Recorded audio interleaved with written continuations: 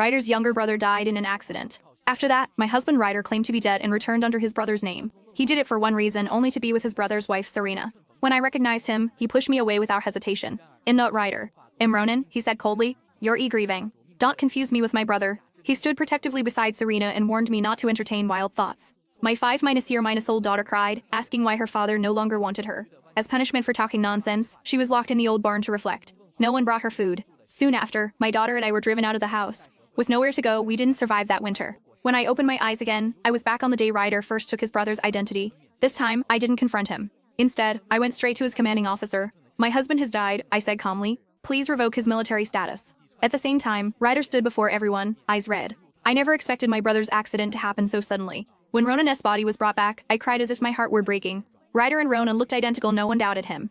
After a while, I wiped tears and said, "The body shouldn't be kept long. Let's proceed with the cremation and prepare the funeral." Ryder agreed at once, far too quickly. As he moved the body, I noticed the familiar scar between the thumb and forefinger. In my last life, that scar had exposed him. This time, I pretended not to see it. Ronan had died during disaster relief. Ryder, desperate to be with Serena, abandoned everything: his rank, his identity, even his child. Only I had known the truth.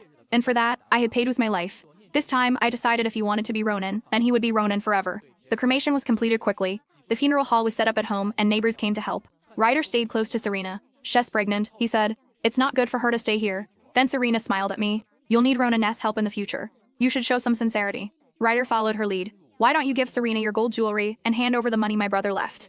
Those were the last things my mother had left me. I lowered my head and cried. "There's no money. Ryder used it all." Ryder grew agitated. "Impossible. He said he had over $500. I looked at him steadily. If he said that, it was to save face. "Ronan, if you keep pressing me, are you trying to leave my child and me with nothing?" The neighbors began to urge him to help his sister minus law. Unable to argue, Ryder watched as I brought out all of Ryder's belongings and burned them one by one. "Letters, documents, clothes, everything. The person is gone," I said softly. "These things no longer matter." Back in the room, my daughter Lily looked up at me, confused. "Mommy," she asked, "that was Daddy, so why does everyone call him Uncle?" I held her tightly. "Because soon," I thought, "everyone would learn the price of stealing a life that was never yours. And Ryder, no, Ronan would be the first to pay."